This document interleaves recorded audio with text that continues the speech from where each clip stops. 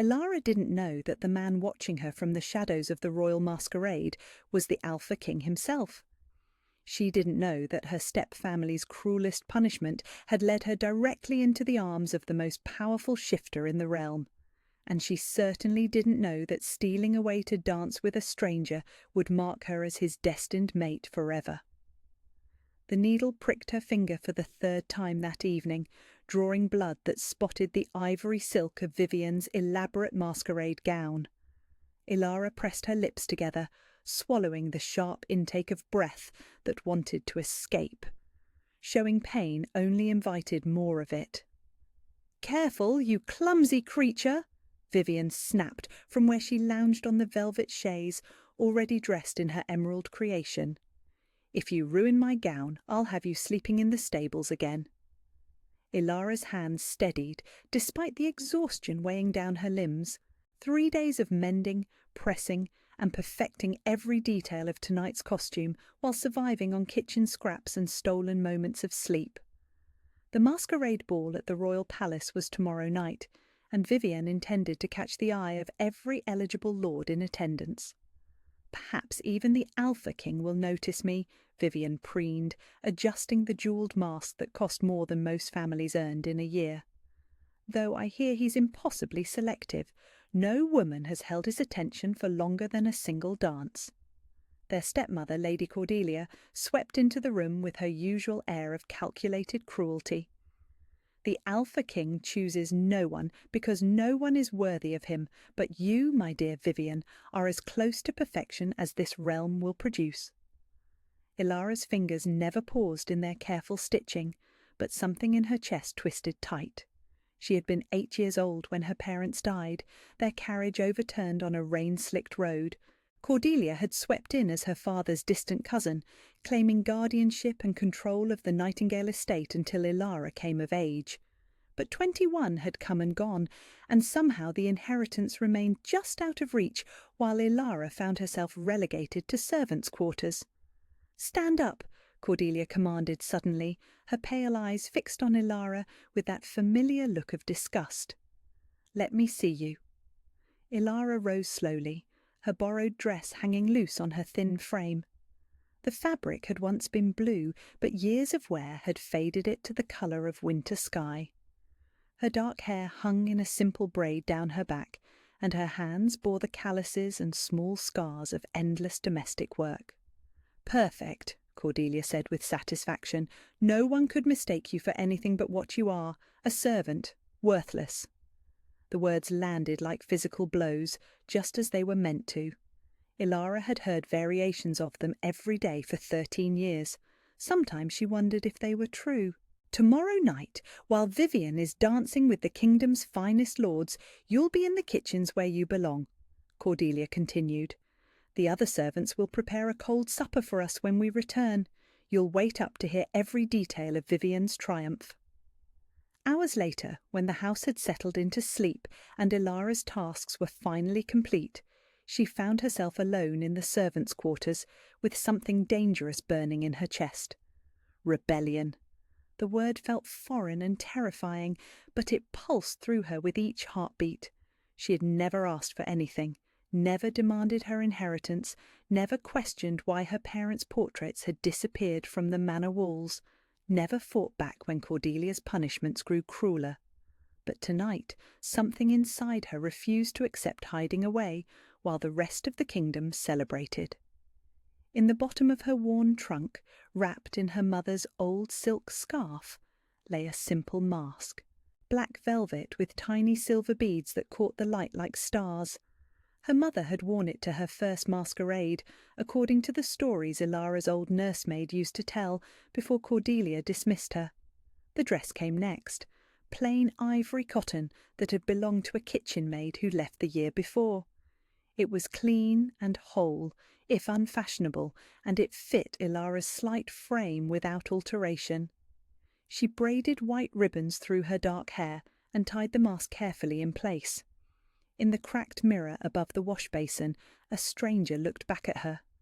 Not the cowering servant Cordelia had shaped, but someone who might belong in a palace ballroom, someone who might be worth a second glance. The royal palace blazed with light, its windows glowing like jewels against the night sky. Ilara slipped through the gardens using the servants' entrance she'd memorized from countless delivery trips with the kitchen staff.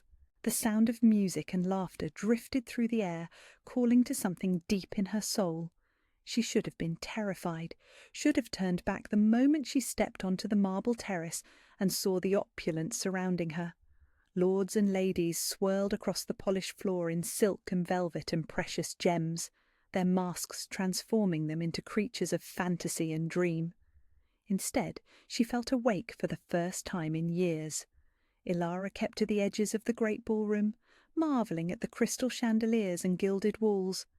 No one paid attention to a young woman in a simple dress, and for once, invisibility felt like freedom instead of shame. The garden doors stood open to the warm evening air, and she slipped outside to catch her breath. Fountains sparkled in the moonlight, and the scent of night-blooming jasmine filled the air with sweetness. "Running away already?" The voice came from behind her, low and warm and tinged with amusement. Ilara spun around, her heart leaping into her throat. He stood in the shadow of a marble column, tall and broad-shouldered, wearing a black mask that covered the upper half of his face. But it couldn't hide the strong line of his jaw or the way his mouth curved in a smile that made her stomach flutter strangely. "I wasn't running," she said, then felt heat flood her cheeks. "Well, perhaps a little." He stepped into the moonlight, and Ilara's breath caught. Power radiated from him like heat from a fire, something primal and commanding that made her want to step closer, even as every instinct warned her to flee. His dark hair caught the silver light, and his eyes behind the mask seemed to see straight through her careful composure. "The ballroom can be overwhelming," he said, moving closer with predatory grace. "All those people watching, judging, weighing your worth by your gown and your bloodline." "I shouldn't be here," Ilara whispered, suddenly aware of how shabby her dress must look in the presence of such obvious nobility. "Neither should I," he replied, and something in his tone made her look up sharply. "But I'm glad we both broke the rules tonight." He extended a gloved hand, elegant and sure. "Dance with me." Every rational thought screamed at her to refuse. This man was clearly far above her station, and if Cordelia discovered her absence, the punishment would be swift and brutal. But when their eyes met, something inside her chest pulled tight, like a golden thread connecting her to him across the space between them. "I don't know how," she admitted. "Trust me," he said simply. Her hand settled into his, and the world shifted. Heat shot up her arm, spreading through her chest and settling somewhere behind her sternum like a second heartbeat. His fingers tightened around hers as if he felt it too, and when he led her back through the garden doors, she followed without question.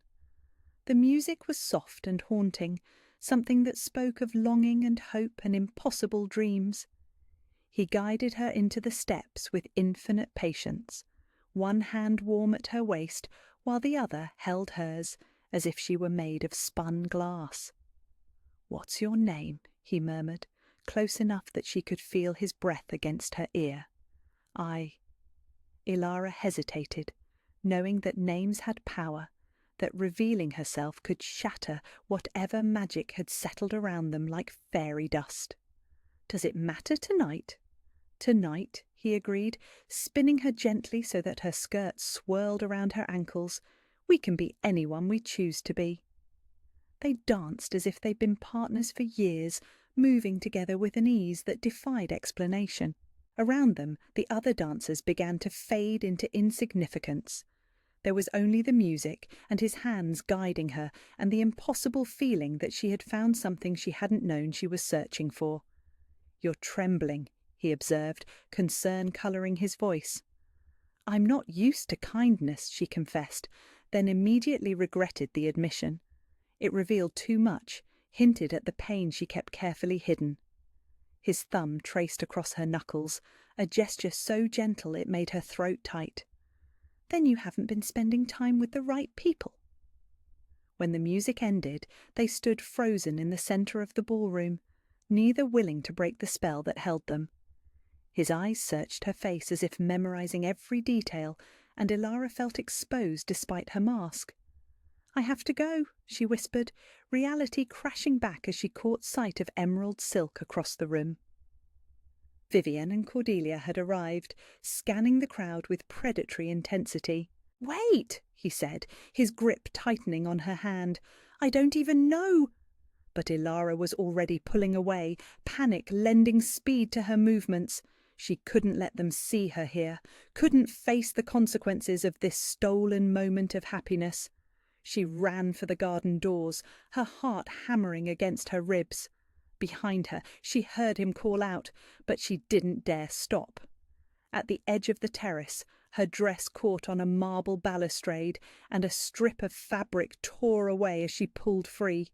The last thing she saw, before disappearing into the shadows, was him standing silhouetted in the ballroom doorway, the white ribbon from her hair clutched in his hand like a promise. The Alpha King had ruled for 3 centuries without finding his mate, but one dance with a mysterious woman in a simple ivory dress had changed everything. Now Adrian Blackthorne stood before his assembled court, the torn piece of fabric from her gown clutched in his hand like a lifeline, knowing that somewhere in his kingdom was the other half of his soul. "My lords and ladies," his voice carried the absolute authority that had commanded respect for generations. "Last night I encountered my destined mate at the Masquerade. She departed before I could learn her identity." A ripple of excitement swept through the grand throne room. The Alpha King's mate was the most significant event the kingdom had witnessed in decades. Whoever she was, she would become their queen.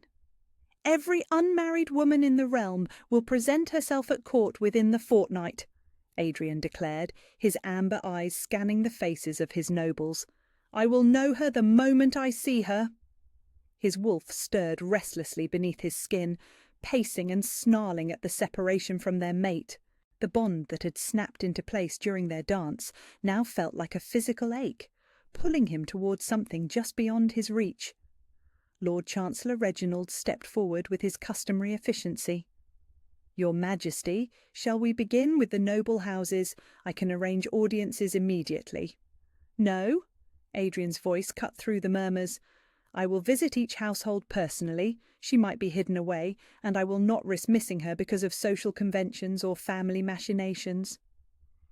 Miles away, in the servants' quarters of Nightingale Manor, Ilara huddled in the narrow cellar that served as her punishment chamber. Her body ached from the beating Cordelia had delivered upon discovering her absence from the kitchens. 3 days of bread and water stretched ahead, but even through the physical pain she couldn't regret those precious moments in the arms of the mysterious stranger.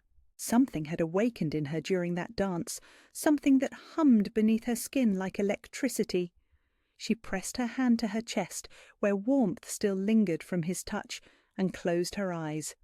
In her dreams, he came to her. Not the masked figure from the ballroom, but something more primal, more dangerous. Golden eyes that seemed to see straight through her soul, hands that promised safety and claiming in equal measure. She would wake with his name on her lips, though she had never learned it, and the strange certainty that he was searching for her. "Find me," she whispered to the darkness, not understanding why the words felt like a prayer. On the 3rd morning, the sound of horses and carriages rumbling up the manor's drive sent the household into a frenzy. From her cellar window, Ilara could see the royal standard snapping in the morning breeze, and her heart hammered against her ribs. Upstairs, Cordelia smoothed Vivian's elaborate day dress one final time and adjusted her own severe hairstyle. "Remember, my dear, you danced with several gentlemen at the Masquerade. The Alpha King might simply be verifying details. Act modest but confident. Let your breeding show." Vivian nodded, her face flushed with excitement. "What if he chooses me? What if I'm to be queen?" "You will be," Cordelia said firmly. "You are everything a king should want, beautiful, refined, properly educated, unlike some people in this house." In the cellar, Ilara pressed herself against the stone wall as footsteps echoed overhead. The strange warmth in her chest had become almost unbearable, pulsing in rhythm with her heartbeat. Something was happening, something that made her wolf-touched blood sing with recognition. Adrian dismounted from his destrier with fluid grace, his keen senses immediately scanning the modest manor before him, the Nightingale estate.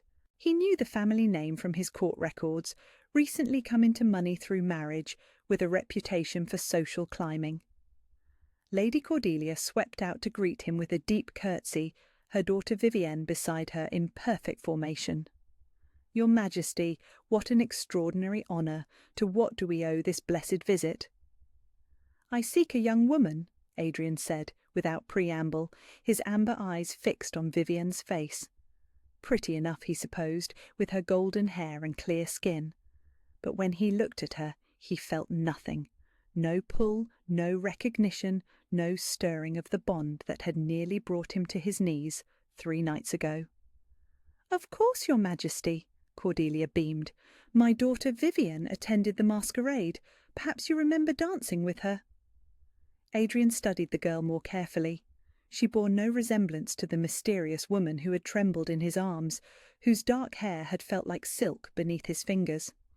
"Were you wearing ivory?" he asked. "Oh, no, Your Majesty," Vivienne laughed nervously. "Emerald silk with gold embroidery. Surely you remember—" "I remember ivory," Adrian cut her off, his voice growing cold. Something was wrong here.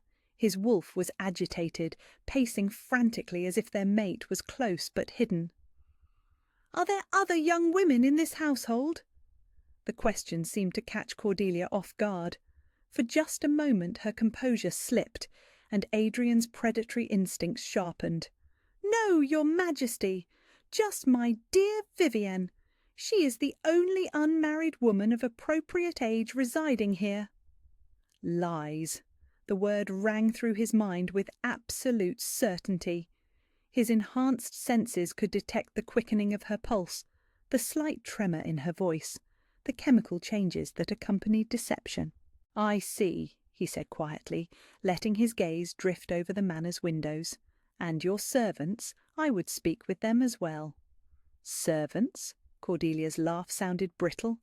"Surely Your Majesty doesn't suspect that your destined mate would be found among the kitchen staff?"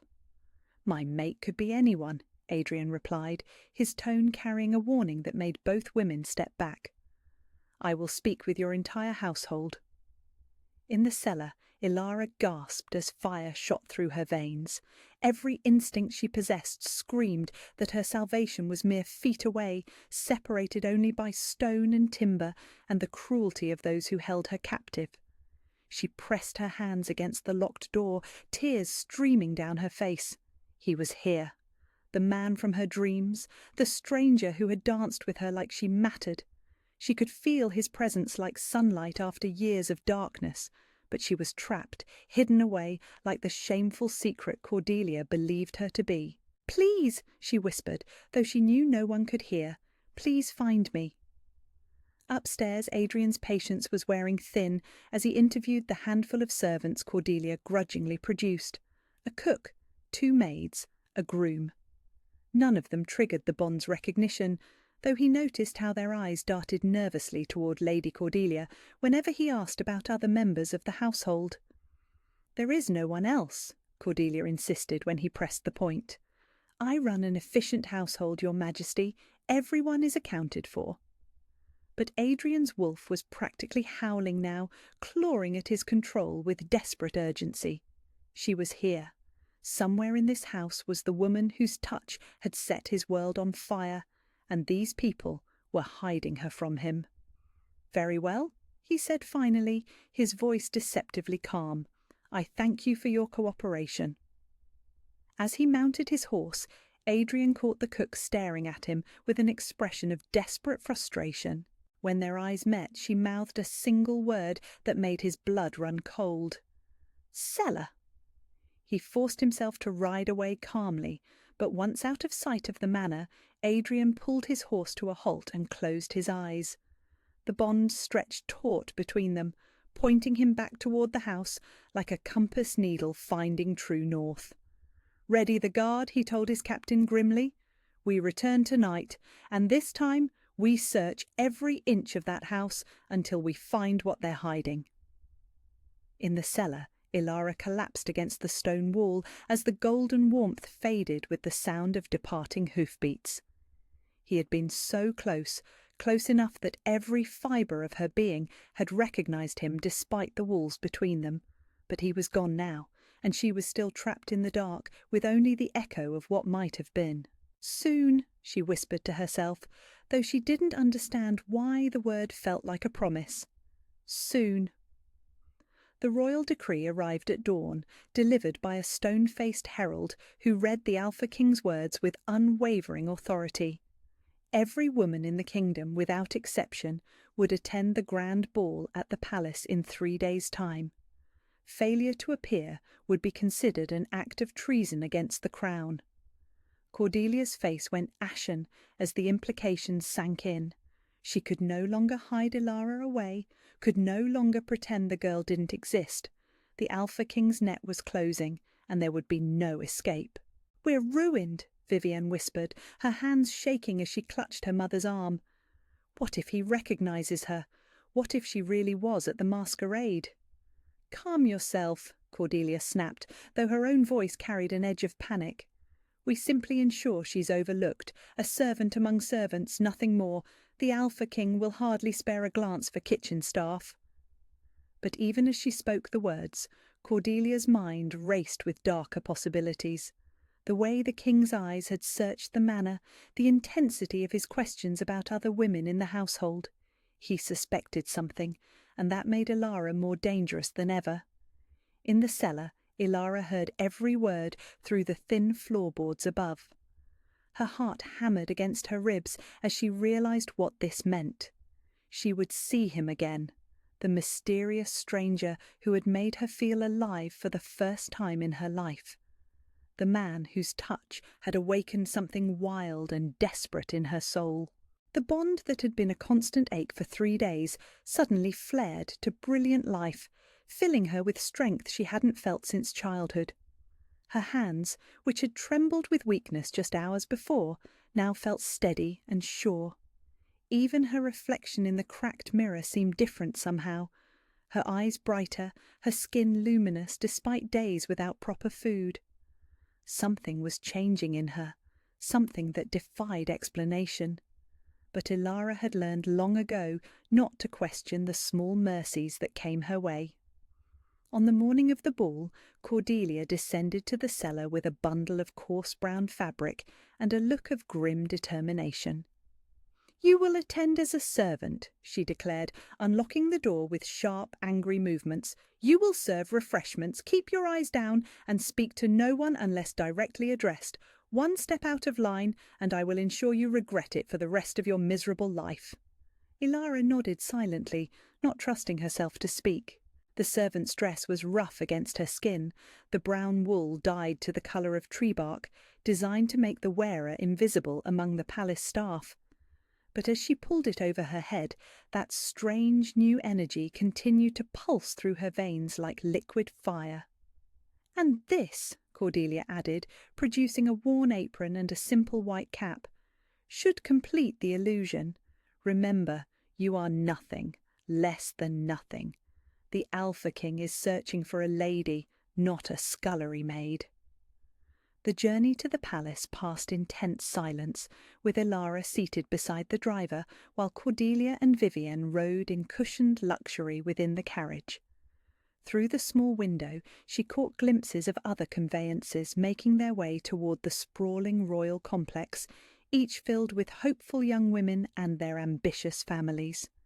The palace blazed with even more magnificence than it had during the masquerade. Every window glowed with warm light, and the sound of musicians tuning their instruments drifted through the evening air. As they approached the main entrance, Ilara felt that familiar pull in her chest intensify until she could barely breathe. He was close, impossibly, wonderfully close.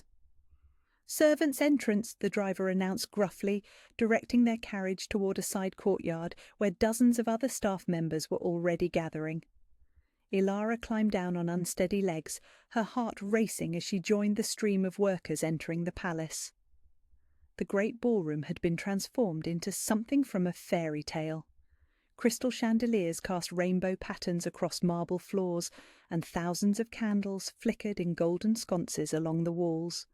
Lords and ladies filled the space in a sea of silk and jewels, their voices creating a symphony of excitement and anticipation. And at the centre of it all, seated on a throne that commanded the room's attention, was the Alpha King. Ilara's breath caught in her throat as she saw him clearly for the first time. Even at a distance, she could feel the raw power that radiated from him like heat from a forge. Dark hair, broad shoulders encased in midnight blue velvet, and an air of absolute authority that made every person in the room seem to lean toward him like flowers following the sun. But it was his eyes that nearly brought her to her knees, amber gold, exactly like the ones that had haunted her dreams for 3 days, the eyes of the man who had danced with her in the moonlight, who had made her feel precious and wanted and alive. The mysterious stranger was the Alpha King. "You there!" A sharp voice cut through her shock. "Stop gaping and get to work." Ilara stumbled toward the refreshment tables, her mind reeling with the implications. She had danced with the Alpha King. The most powerful man in the realm had held her in his arms and called her beautiful, and she had run away like a frightened child. No wonder Cordelia was terrified.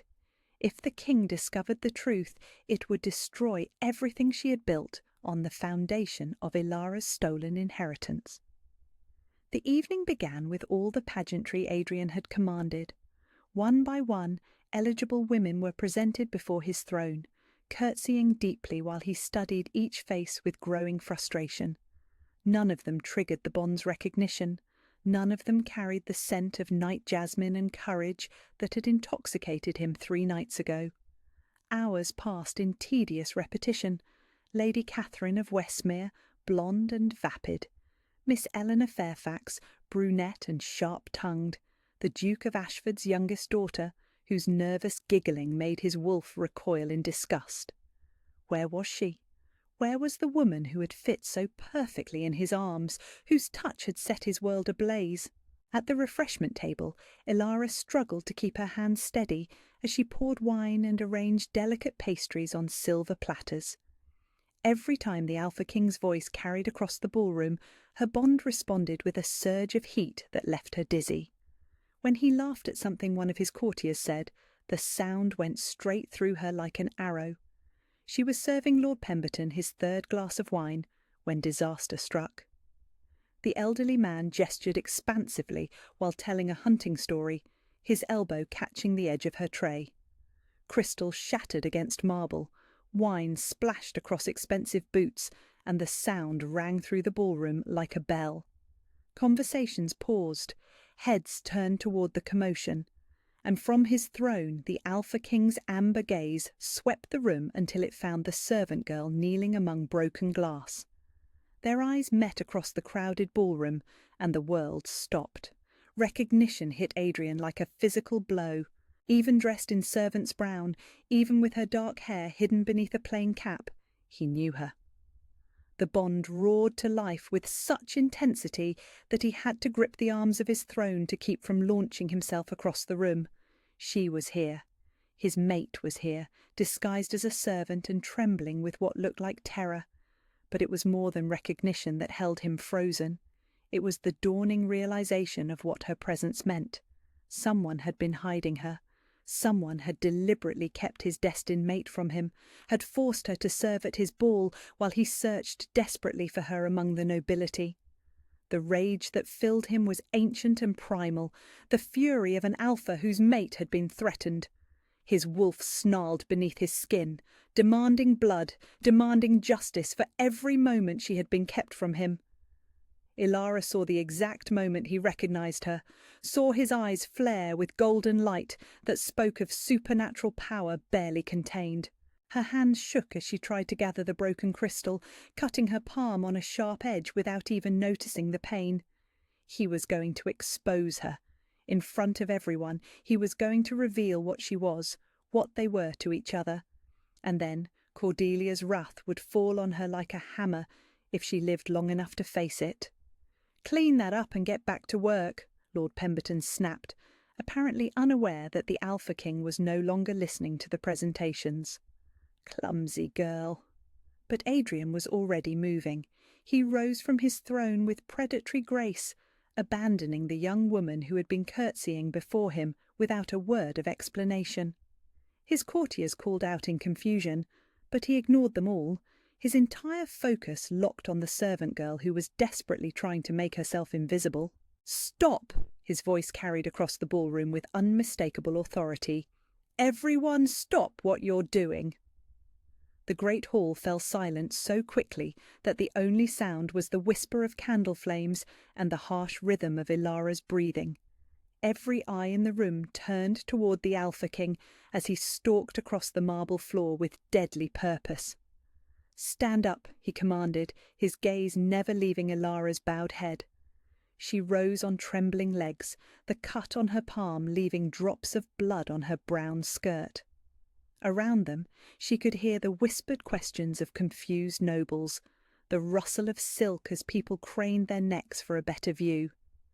Adrian stopped just close enough to catch her scent, to confirm what his wolf already knew beyond doubt: night jasmine and courage and something uniquely, perfectly hers. "Look at me," he said softly, but in the silence of the ballroom every word carried. Slowly, reluctantly, Ilara raised her eyes to meet his. The impact was immediate and devastating, that same electric connection that had brought them together in the garden 3 nights ago. But now there was no hiding, no masks, no pretense. "There you are," Adrian murmured, his voice rough with emotion.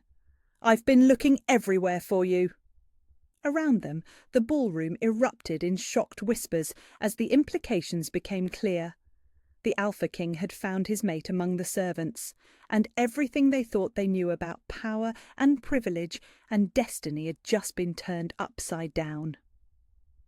The silence in the great ballroom stretched like a held breath, broken only by the thunder of Ilara's heartbeat and the soft whisper of candle flames. Every eye in the kingdom's nobility was fixed on the impossible scene unfolding before them. Their Alpha King standing before a servant girl as if she held the key to his very soul. "Dance with me," Adrian commanded, his voice carrying across the marble expanse with quiet authority that brooked no refusal. Ilara's throat worked soundlessly, her dark eyes wide with terror and something deeper, longing so fierce it made her tremble. "I can't," she whispered, her voice barely audible even in the profound quiet. "Your Majesty, I'm nobody, I shouldn't—" "You're everything," Adrian interrupted, his words ringing with such conviction that several ladies in the crowd drew sharp breaths. He extended his hand toward her, palm up, waiting with infinite patience. "Dance with me?" From somewhere in the crowd came the rustle of expensive silk as Cordelia pushed through the press of bodies, Vivian close behind her. Lady Cordelia's face had gone chalk white, but her eyes blazed with desperate fury. "Your Majesty!" she called out, her voice shrill with panic. "There's been some terrible mistake. This girl, she's just a servant. Surely you meant to ask my daughter Vivian to dance." Adrian's head turned toward her with predatory slowness, and the temperature in the room seemed to drop 10 degrees. When he spoke, his voice carried the rumble of barely contained power that made every person present remember exactly what he was beneath the crown and royal finery. "I know exactly who I'm asking," he said, each word precise and cutting. "Step back." But Cordelia had spent too many years building her empire of lies to crumble now. She surged forward, placing herself between the Alpha King and Ilara, with the reckless courage of the truly desperate. "She's beneath you!" Cordelia cried, her composure finally cracking. "A kitchen maid! She has no bloodline, no breeding, no worth! My Vivian!" "Your Vivian." Adrian's voice dropped to a whisper that somehow carried to every corner of the vast room, "is not my mate." The word hit the assembled nobles like a physical blow. Mate. Not bride, not consort, but mate. The supernatural bond that could not be denied or dissolved, that marked two souls as perfectly matched for eternity. Around them, the whispers started like wildfire. The Alpha King's mate was a servant. The most powerful man in the realm had been fated to a girl in brown wool and a stained apron. No, Vivienne's voice cracked as she pushed past her mother, her perfect composure dissolving into ugly desperation.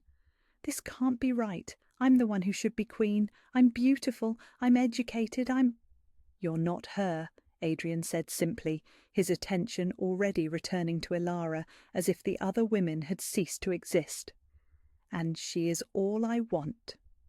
He stepped closer to Elara, close enough that she could see the flecks of gold in his amber eyes, close enough that the bond between them hummed with electricity that made her skin tingle. I shouldn't be here, she breathed, the same words she had spoken in the garden 3 nights ago. Neither should I, he replied, echoing his response from that magical evening. But I'm glad we both broke the rules. His hand was still extended between them, an invitation and a promise wrapped in one gesture. Around them, the crowd held its collective breath, waiting to see if the servant girl would dare to touch their king. They'll never accept me, Elara whispered, her eyes darting toward the sea of shocked noble faces. I'm nothing, less than nothing. They'll accept what I tell them to accept, Adrian said fiercely, and you are not nothing. You are mine. The possessiveness in his tone sent heat racing down Elara's spine, but it was Cordelia's snarl of rage that shattered the spell holding them frozen. She's wicked, Cordelia shrieked, her careful mask finally falling away to reveal the cruelty beneath. She's seduced you with dark magic. She's been practicing witchcraft in our cellars, casting spells. How would you know what she's been doing in your cellars?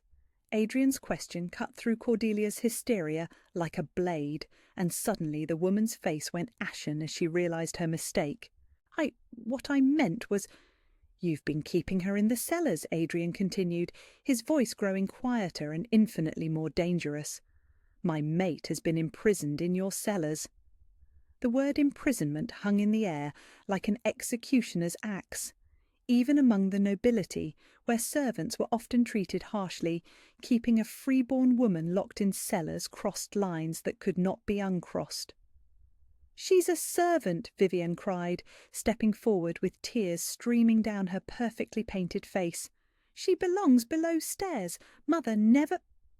Your mother, a new voice interrupted from the edge of the crowd, murdered this girl's parents 13 years ago. Every head turned toward the speaker, an elderly man in court historian's robes, carrying a leather portfolio that seemed to weigh more than gold. Master Aldrich had served the crown for 40 years, and his knowledge of bloodlines and inheritance laws was legendary. Master Aldrich, Adrian's voice carried a note of steel that warned against interruption, but the old scholar pressed on with the fearless determination of someone who served truth above all else. Your Majesty, I have been researching this matter since your first inquiry about the Nightingale estate.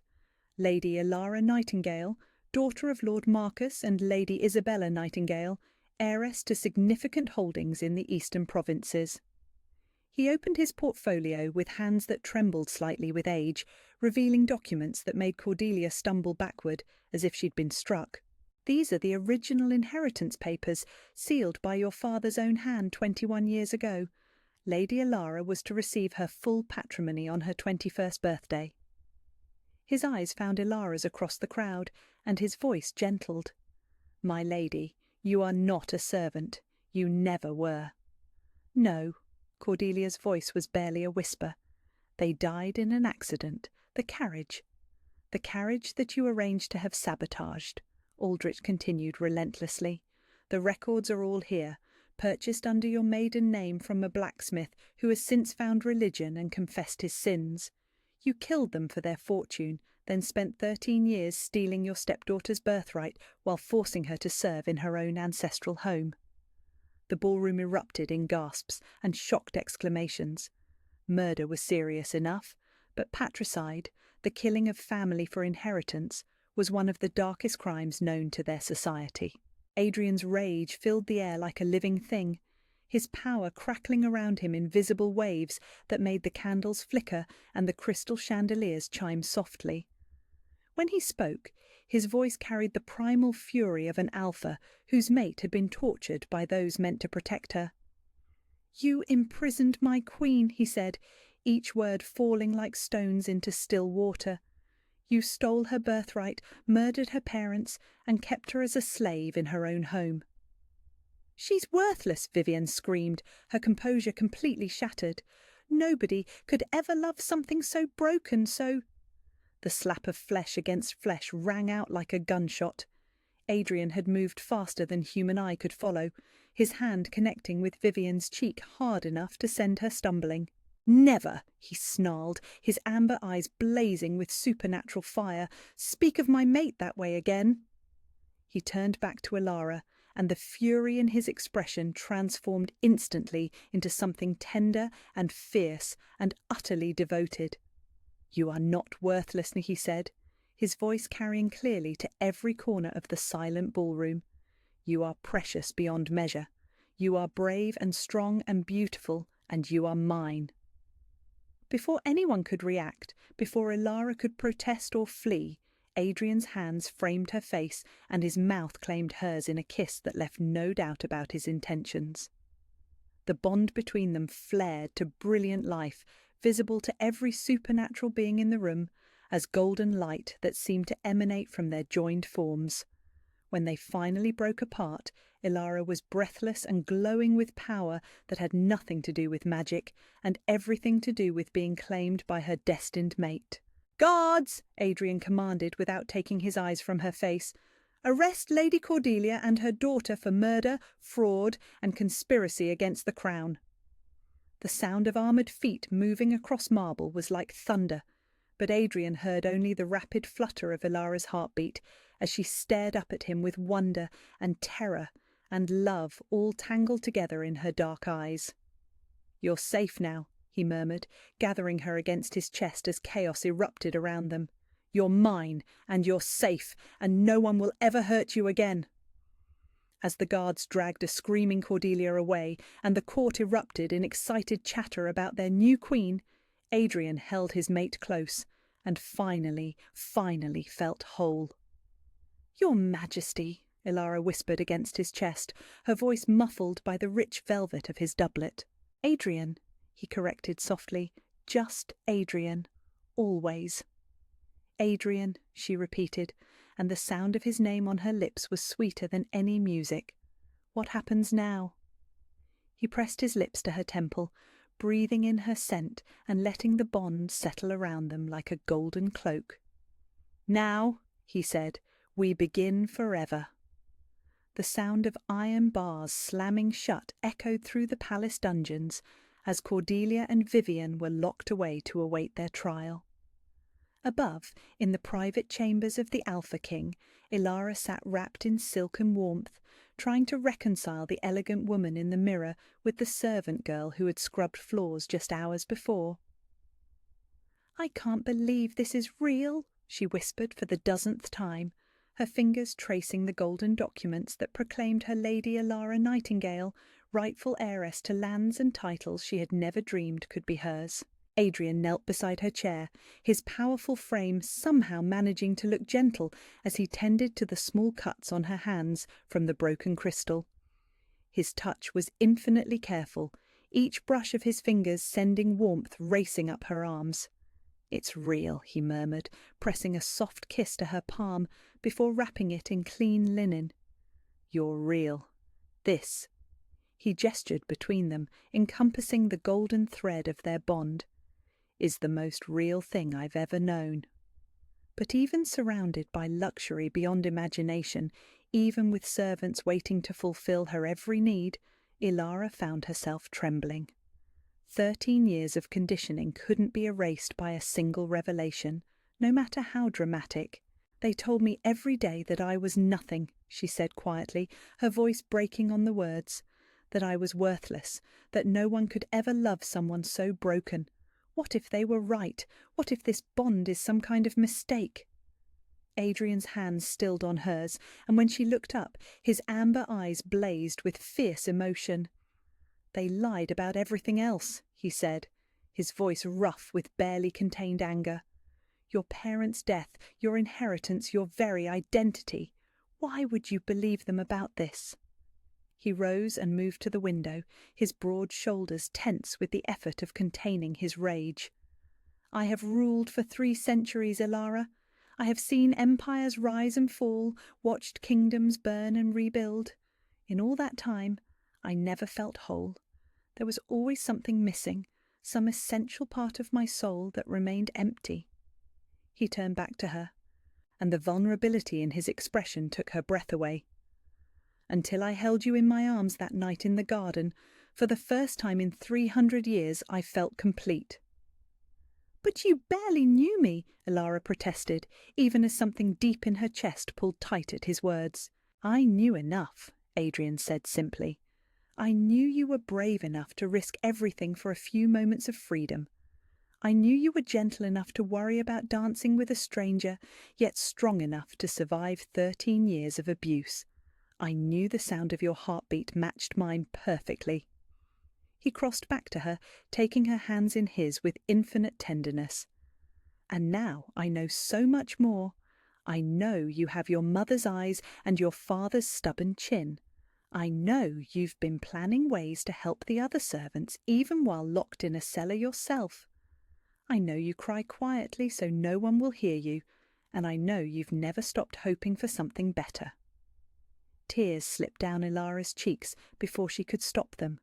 "How do you know all that?"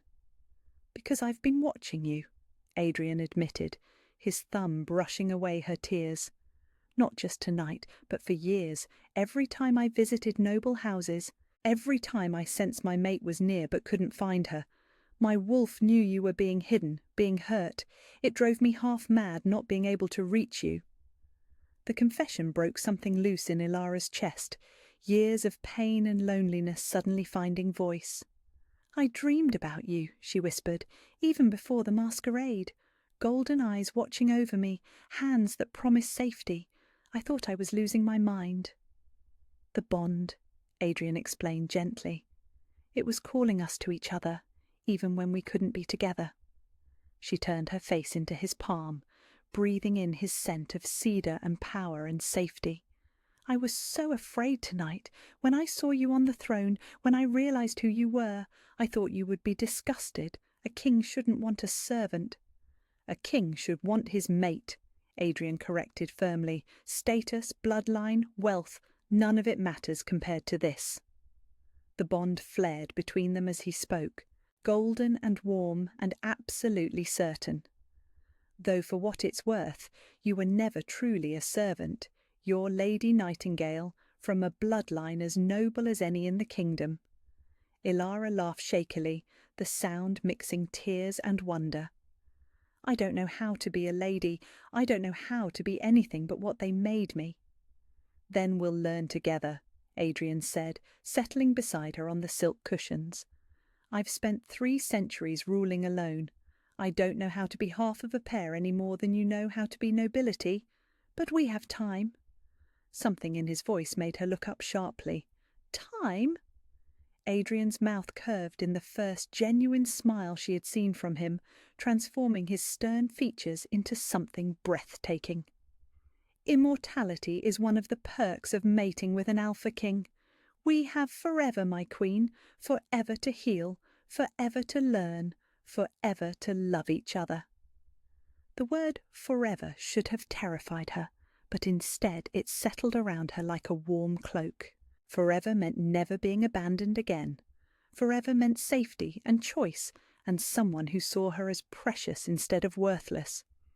"Tell me about them," Adrian said quietly, shifting until she was tucked against his side. "Your parents.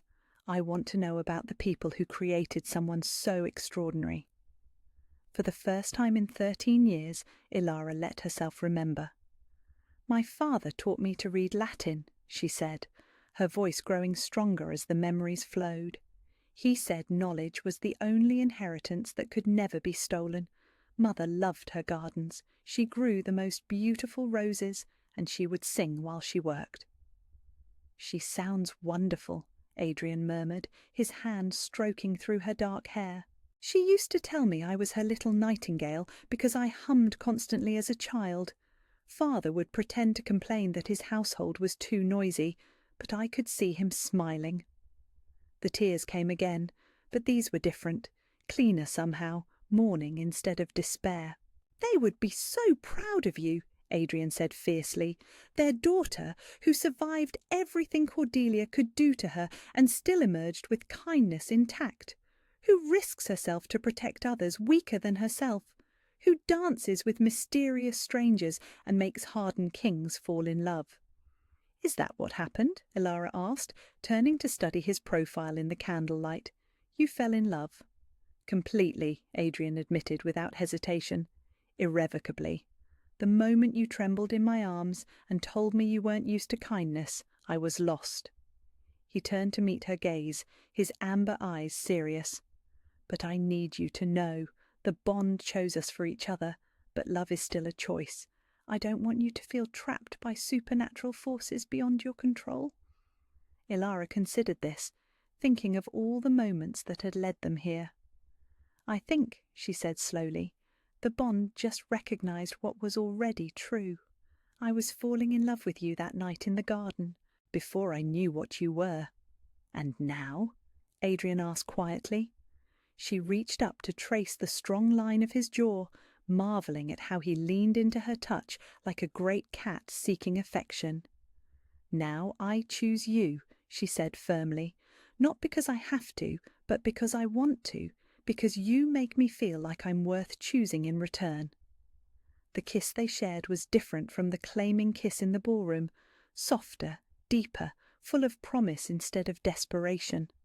When they finally broke apart, Elara felt something settle in her chest that she had never experienced before. Peace. "What happens to them?" she asked, though part of her dreaded the answer. Despite everything, Cordelia and Vivian had been the only family she had known for 13 years. "They'll be tried for murder and fraud," Adrian said, his voice growing cold again.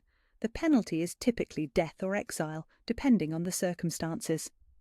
Elara was quiet for a long moment, wrestling with emotions she couldn't quite name. "They were horrible to me," she said finally, "but the thought of them dying because of me—" "Not because of you," Adrian corrected sharply, "because of their choices, because they chose murder and greed over love and honor." "I know," Elara said, "but I don't want their blood on my hands. I don't want to start this new life with death." Adrian studied her face carefully, reading the conflict there with eyes that missed nothing. "What would you have me do?" "Exile," Elara said quietly. "Send them away from here, far enough that they can never hurt anyone I care about again. But let them live." "Mercy," Adrian mused, "even after everything they did to you." "Not mercy," Elara corrected. "Justice. And maybe—" She paused, searching for the right words. "Maybe the chance for them to become something better than they were here." Adrian was quiet for so long that Elara began to worry she had overstepped, asked for too much too soon. But when he finally spoke, his voice was warm with admiration. "My compassionate queen," he murmured, pressing a kiss to her temple. "Very well, exile it is, though I reserve the right to have them executed if they ever threaten you again." "That seems fair," Elara agreed, then yawned despite herself. The emotional upheaval of the evening was catching up with her, exhaustion pulling at her consciousness like a tide. "Sleep," Adrian said gently, rising to pull back the silk coverlets on the enormous bed. "Tomorrow we begin planning our wedding, and you'll need your strength to deal with my court." "Our wedding?" Elara's eyes flew open, suddenly wide awake. Adrian paused, uncertainty flickering across his features for the first time since she'd known him. "Unless, do you not want—" "Yes," Elara said quickly, her heart racing with excitement instead of fear. "Yes, I want to marry you. It's happening so fast." "We can wait," Adrian said immediately. "As long as you need, I told you, we have forever." Ilara considered this, thinking of all the years she had lost, all the happiness that had been stolen from her. "I don't want to wait," she realized with surprise. "I've been waiting my whole life to feel like I belonged somewhere. Why would I want to postpone finally coming home?" The smile that spread across Adrian's face could have powered the sun. "In that case, my queen, I should probably warn you that royal weddings are elaborate affairs. There will be dress fittings and guest lists and enough protocol to choke a dragon." "Will you help me?" Ilara asked, and heard the echo of the frightened girl she had been just hours before. "With everything," Adrian promised, settling a soft kiss on her forehead. "Always."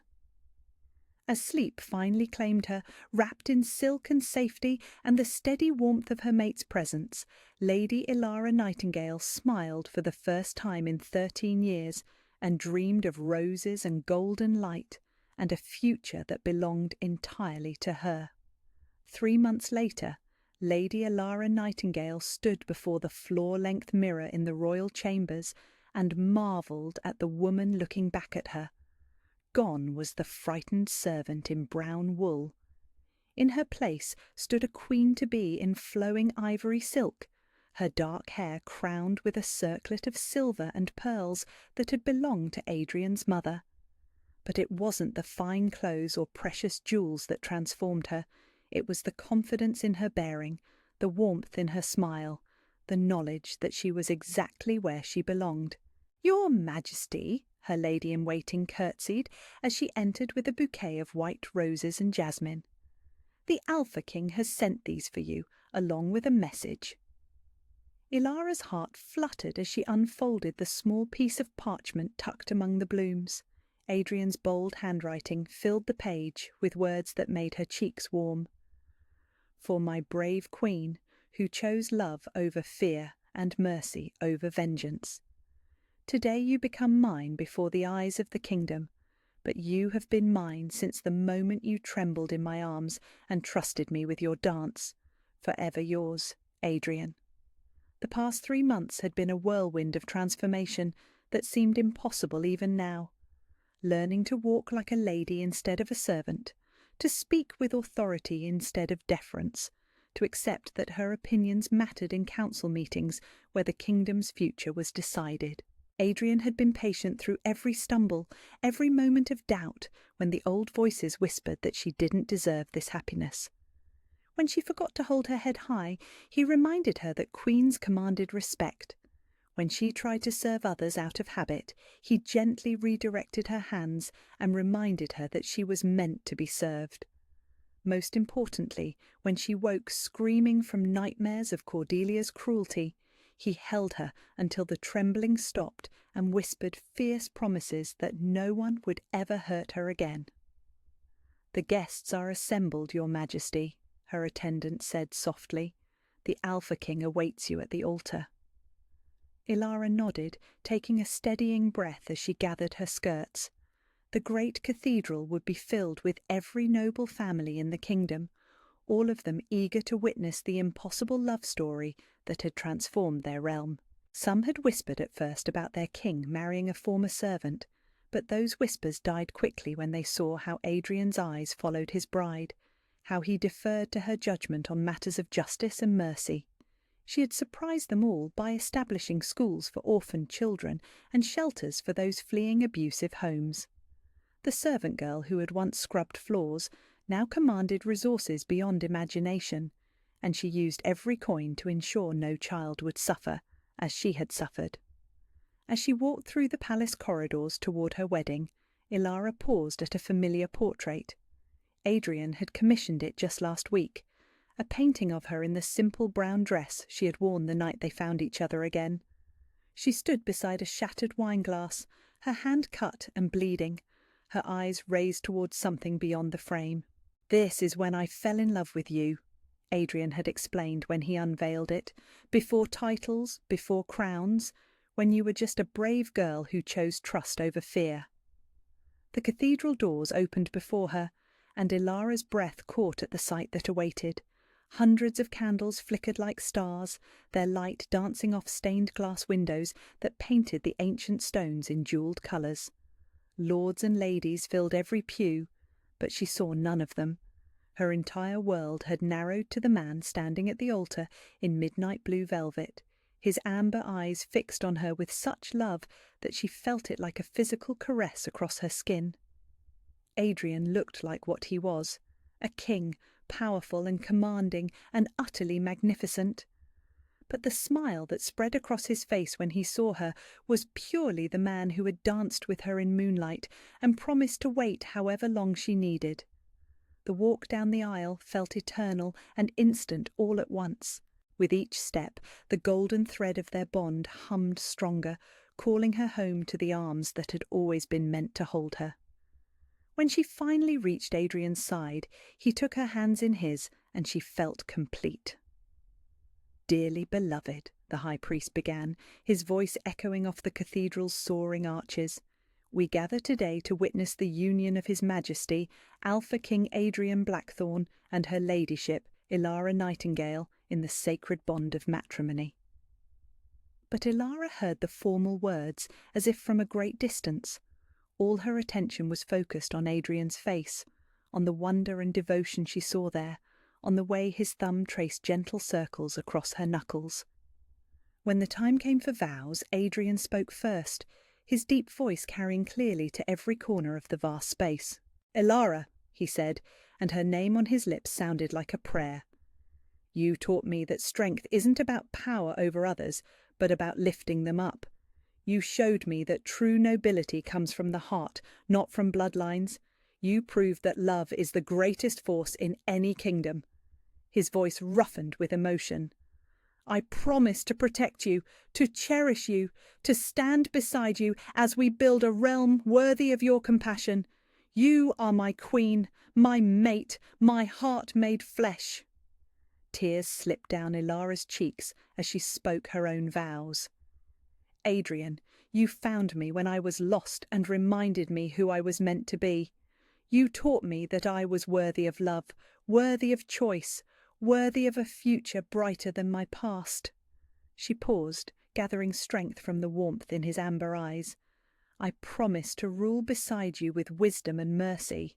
I promise to love you not because fate chose us for each other, but because my heart chooses you every day. You are my king, my mate, my home." The high priest raised his hands, and ancient magic shimmered in the air around them. "By the power of the crown and the blessing of the goddess, I pronounce you husband and wife, Alpha King and Queen, mates bound for eternity." The kiss they shared sealed more than their marriage. It sealed their future, their kingdom, their forever.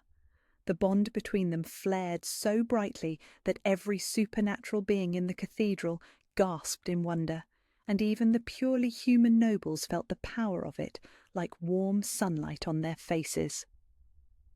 When they finally broke apart, Adrian reached for the crown that waited on a silk cushion beside the altar. The Queen's crown of Astoria, worn by every royal consort for 1,000 years, but never by someone who had earned it through love instead of politics. "My queen," Adrian said, as he settled the circlet of gold and diamonds on her dark hair.